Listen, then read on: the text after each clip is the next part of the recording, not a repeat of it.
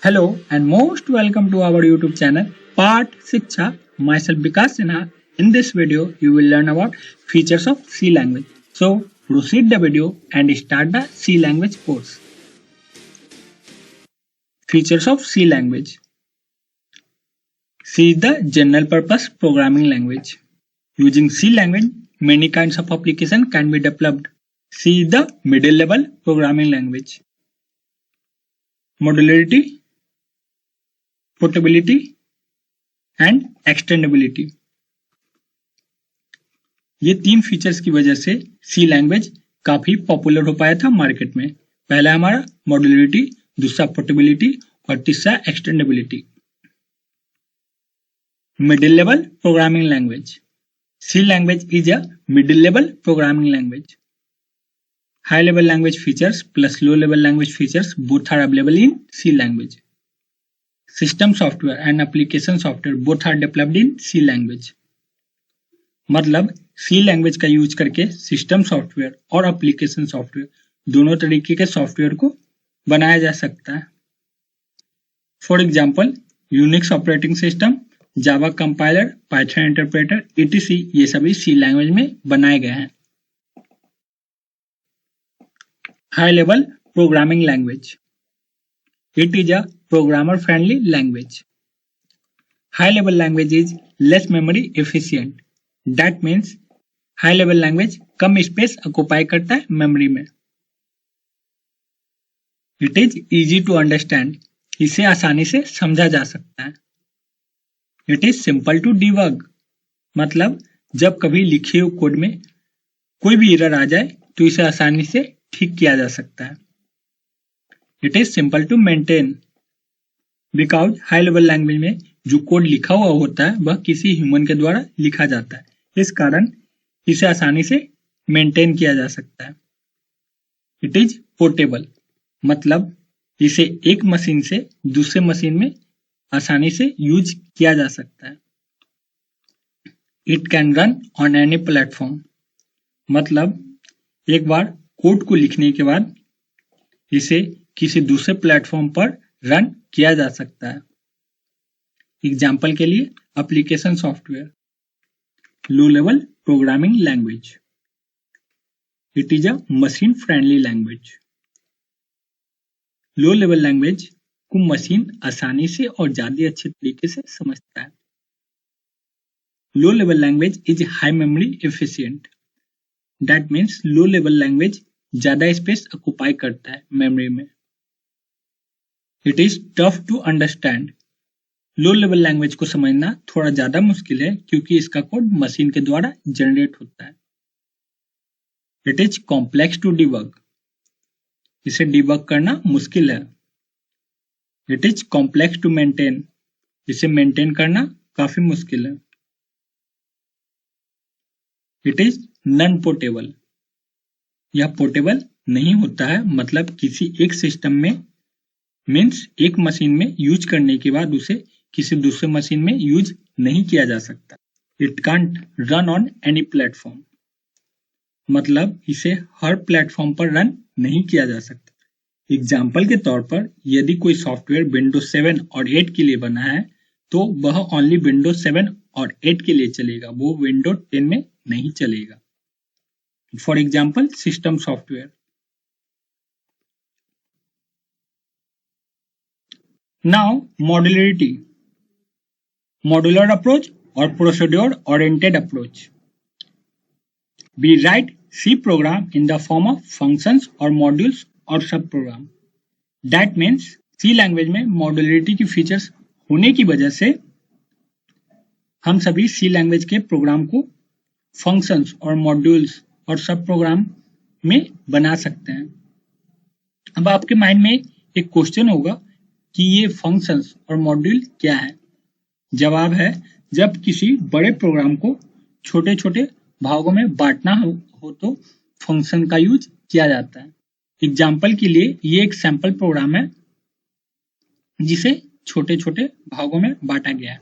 Advantage, it's improve readability, it's decreases length of the code.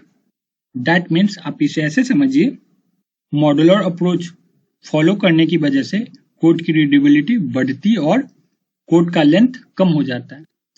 Suppose करिए आपने कोई software बनाया लाइक कैलकुलेटर, उसमें डिफरेंट टाइप के ऑपरेशन होंगे like addition, subtraction, multiplication, division and many more. हर operation का एक अपना कोड होगा, एडिशन का कुछ कोड होगा, सब्ट्रैक्शन का होगा, मल्टीप्लिकेशन एंड डिवीजन। जब भी इनकी जरूरत पड़ेगी तो सिंपली इसके फंक्शन को कॉल कर लिया जाएगा और देन वो सारा कोड एग्जीक्यूट हो जाएगा। ये एक बेस्ट अप्रोच माना जाता है क्योंकि कोड एक बार लिखा जा रहा है और काम हमारा मल्टीपल टाइम्स होता रहेगा। जब कॉल करेंगे देन वो एग्जीक्यूट हो जाएगा। तो इससे क्या हो रहा है, कोड की रीडेबिलिटी बढ़ जा रही है और जो कोड का साइज है हमारा डिक्रीज हो जा रहा है। Sequential approach. We write the program in the sequentially, that is step by step. Sequential approach में हम सभी प्रोग्राम को स्टेप बाय स्टेप लिखते हैं। Fortran, COBOL and assembly language follows sequential approach. ये सभी लैंग्वेज sequential approach को follow करते थे, जिसके कारण इन लैंग्वेज का कोड काफी बड़ा और लंबा होता था। Drawbacks. It decreases readability. It increases length of the code.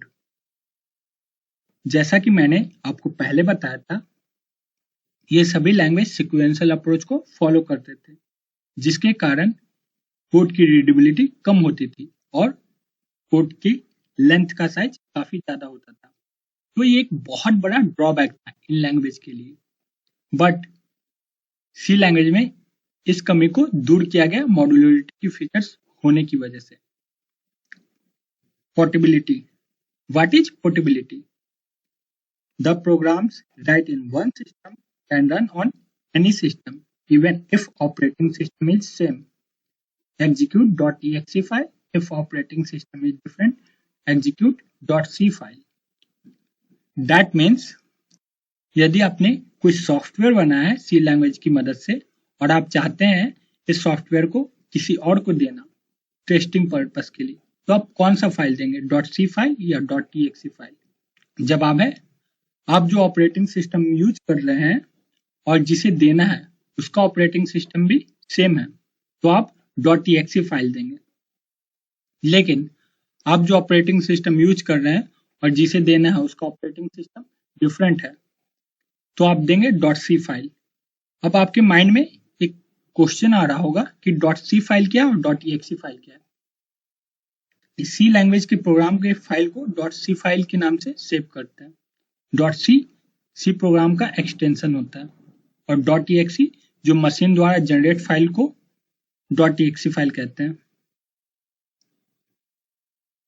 .c file उस ऑपरेटिंग सिस्टम के हिसाब से .exe फाइल को जनरेट करता है। .exe फाइल ही हमारा मशीन कोड और नेटिव कोड है। .exe फाइल को रीड करके देन कंप्यूटर हमें आउटपुट प्रोवाइड करता है। नाउ हमारा last one, extendability. What is extendability? We can add our own header file to C library. What is C library? It is a collection of header files. What is header files? It is a collection of predefined functions. Now, every programming language have our own library. In C language, have C library, that is group of predefined functions and header files. That means C language में C नाम की एक library है जो predefined functions और header files का group है, means समूह है।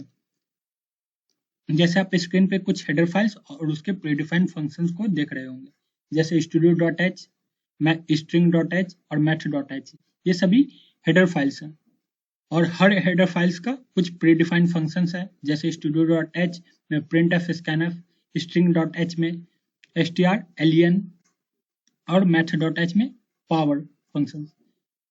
तो हर प्रीडिफाइंड फंक्शंस में कुछ प्रीडिफाइंड कोड लिखे हुए हैं जो रिक्वायरमेंट के हिसाब से उस प्री डिफाइंड फंक्शंस का यूज किया जाता है प्रोग्राम में। तो ये एक्सटेंडेबिलिटी की फीचर्स हुई जो सी लैंग्वेज में इनहांस हुई, जिसके कारण से सी और ज्यादा पॉपुलर हो पाया। ओके, ये टॉपिक यहाँ पर अब खत्म हो रहा है। अगले वीडियो में हम सभी elements used in C language के बारे में पढ़ने वाले हैं। तो चलिए मिलते हैं अगले वीडियो में, तब तक के लिए गुड बाय। यदि आपको वीडियो अच्छा लगा हो तो लाइक, शेयर एंड सब्सक्राइब करिए हमारे पाठ शिक्षा चैनल को for more amazing content. Thank you for watching the video.